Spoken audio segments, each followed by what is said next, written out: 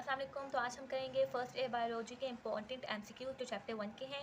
पहला एमसीक्यूज कहता है कि slight negative charge at one at a water molecule is attracted towards slight positive charge at another water molecule. इस attraction को हम क्या कहते हैं? हमें पता है कि वाटर मॉलिक्यूल का स्ट्रक्चर है H2O, दो H होते हैं और एक O होता है, ऑक्सीजन बीच में होता है। ऑक्सीजन के ऊपर नेगेटिव चार्ज, हाइड्रोजन के ऊपर partially positive and partially positive. तो इसका जो पॉजिटिव टर्मिनल है ना, एक वाटर मॉलिक्यूल हो गया ये, इसका जो पॉजिटिव टर्मिनल है, पॉजिटिव एंड है, वो अट्रैक्ट होगा दूसरे मॉलिक्यूल के नेगेटिव वन से।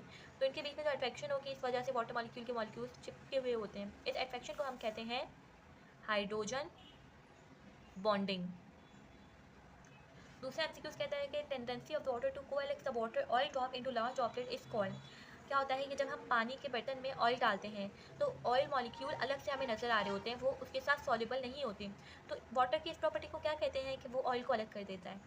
इस प्रॉपर्टी को हम कहते हैं हाइड्रोफोबिक, क्योंकि वाटर जो है ऑयल जो है वो हाइड्रोफोबिक है। हाइड्रोफोबिक से मुराद कि वो वाटर से डरता है और दूर हो जाता है, इस वजह से वो एक्सक्लूड होकर हमें अलग से नज़र आ रहा होता है।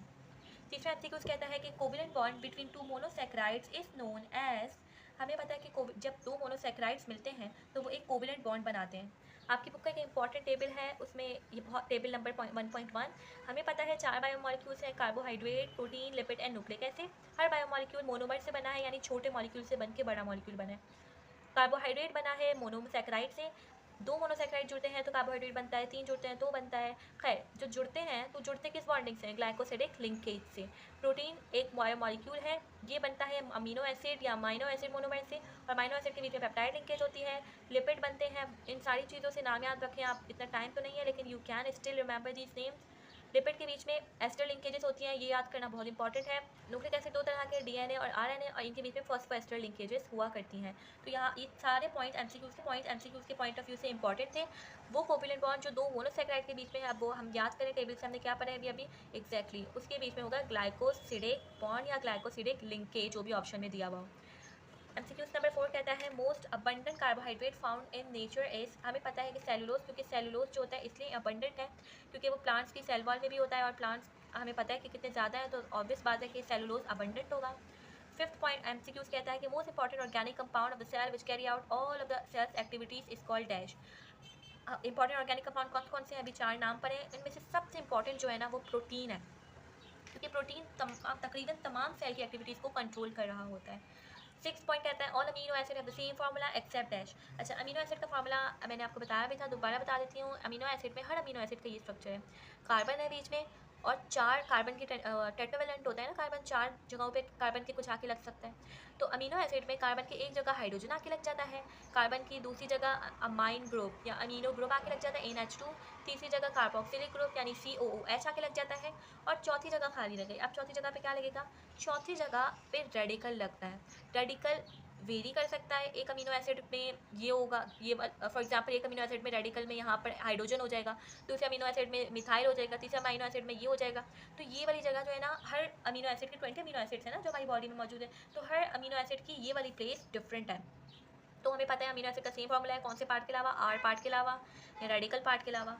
फिर हमारे पास एक एमसीक्यूज है try hydroxy alcohol made up of 3 carbon atoms इस कॉल्ड। एक स्ट्रक्चर होता है, मैंने आपको बताया भी था, उसमें 3 आपके पास हाइड्रोक्सीज होते हैं, हाइड्रोक्सीज को कहते हैं, OH को कहते हैं, और ये एक अल्कोहल होता है, तो इसको हम नाम दे रहे होते हैं ग्लाइसरॉल का। ठीक है, फिर हमारे पास एमसीक्यू से क्लास ऑफ लिपिड जो मेड अप ऑफ आइसोप्रेनॉइड यूनिट है। हमने बहुत सारी लिपिड की क्लासेस की बात की थी, उनमें से वो क्लास जो आइसोप्रेनॉइड यूनिट से बनती है उसको टर्पिनॉइड कहते हैं। नाम मिलते जुलते हैं, इस तरह आप टर्पिनॉइड से याद रख सकते हैं। अच्छा, 9th एमसीक्यू समझ लें, ये थोड़ा सा इंपॉर्टेंट है। Dash molecule of water are needed to hydrolyse a polymer that is 21 monomers long. एक हमारे पास ऐसे पॉलीमर की बात हो रही है जिसमें 21 मोनोमर्स है, तो यहाँ मैंने बनाने की कोशिश की है सिर्फ आपको समझाने के लिए। फर्स्ट करें, ये एक मोनोमर है, और मतलब ये 21 मोनोमर्स हैं और ये मिलके एक पॉलीमर बना रहे हैं। अब मैं एक वाटर का मॉलिक्यूल डालूंगी, ये वाला अलग हो जाएगा, 2 डालूंगी, ये दोनों अलग हो गए, तीसरा डाला, चौथा डाला, 5वां डाला, इस तरह करके मैं जब 20th डालूंगी ना, 20th, तो मुझे 21th डालने की ज़रूरत ही नहीं पड़ेगी, क्योंकि और फिर दोनों अलग हो जाएंगे। तो ये बात समझ नहीं आए तो you can again ask me, बस मैंने आपको समझाने की कोशिश की है। तो 20 molecules of water are needed to hydrolyse a polymer जो 21 मोनोमर्स लॉन्ग है। आप एमसीक्यू पेपर में कुछ भी दे सकते हैं, तो आप उसको इस तरह से कर आसानी हो तो इस तरह से बनाकर, वरना फिर दिमाग से भी बता सकते हैं। फिर 10th एमसीक्यू से macromolecules are broken down by addition of water, this process called. अभी हमने अभी बिल्कुल क्या किया, एक मैक्रोमोलिक्यूल को, एक पॉलीमर को वाटर मॉलिक्यूल डाल के तोड़ा है, इस प्रोसेस को हम कह रहे इस प्रोसेस को हम कह रहे होते हैं हाइड्रोलिसिस। और इसी का एक अपोजिट प्रोसेस होता है, उसका नाम क्या होता है? कंडेंसेशन। कंडेंसेशन में what do we do? Condensation के प्रोसेस में बिल्कुल इसका अपोजिट होता है, ये भी एमसीक्यूज में आ सकता है। कंडेंसेशन में हम वाटर मॉलिक्यूल को निकालते हैं। जब वाटर मॉलिक्यूल को एलिमिनेट करते हैं तो माइक्रो मॉलिक्यूल्स ब्रोकन डाउन नहीं होते बल्कि मोनोमर्स जुड़ जाते हैं। जब किसी चीज़ वाटर को निकाला तो जुड़ गए और जब वाटर को डाला तो टूट गए, ये याद रखना है। Dash is the most abundant component in living cell. हमने अभी बात की थी most abundant carbohydrate found in nature is cellulose, और अभी हम कह रहे हैं मोस्ट अबंडेंट कंपोनेंट जो लिविंग सेल के अंदर मौजूद है। तो हमें पता है कि एक सेल में तकरीबन मतलब 70 से 90% वाटर होता है, तो हमारे पास सेल में जो है सबसे ज़्यादा कंपोनेंट जो मौजूद है वो वाटर ही है, विदाउट एनी डाउट।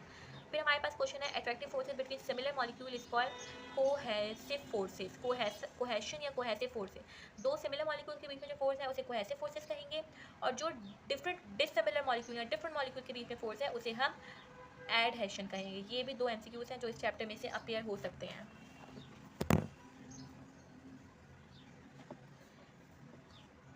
फिर जी हमारे पास एक डेफिनेशन को उन्होंने एमसीक्यूज बना के दिया हुआ है। हमने बात की थी कि कार्बोहाइड्रेट की डेफिनेशन होती है कि उन्हें पॉलीहाइड्रोक्सी एल्डिहाइड और पॉलीहाइड्रोक्सी कीटोन कहते हैं, तो यहाँ पे आ जाएगा कार्बोहाइड्रेट। ठीक है, नेक्स्ट एमसीक्यू से nucleic acid of polymers of. अभी अभी मैंने जो आपको टेबल दिखाया उसमें यही लिखा हुआ था कि ये वाला टेबल बहुत इंपॉर्टेंट है चैप्टर 1 के लिहाज से। इसमें यही लिखा हुआ है कि न्यूक्लिक एसिड का जो पॉलीमर है उसको डिओक्लोटाइड या राइबोन्यूक्लियोटाइड, मतलब कि जो यूनिट है सेम जो चीज़ है वो न्यूक्लियोटाइड है। तो न्यूक्लिक एसिड का पॉलीमर है, न्यूक्लिक एसिड पॉलीमर्स हैं, किसके पॉलीमर्स हैं? न्यूक्लियोटाइड्स के। इस टेबल को जरूर कर लीजिएगा। फिर हमारे पास है डीएनए डैश स्ट्रक्चर। कैसा स्ट्रक्चर होता है? डबल हीलिक्स स्ट्रक्चर होता है। डीएनए के दो हीलिक्स होते हैं, एक यूं करके होता है और दूसरा इस पे ऊपर यूं करके कॉइलिंग की भी होती है। आरएनए का पूछे तो RNA the single helix structure. फिर डीएनए का काम क्या होता है? Genetic material. लेकिन आरएनए का काम क्या होता है? Protein synthesis. तो ये कुछ एमसीक्यूज थे जो चैप्टर 1 में आ सकते हैं, अच्छे से प्रैक्टिस कीजिएगा। अल्लाह हाफिज़।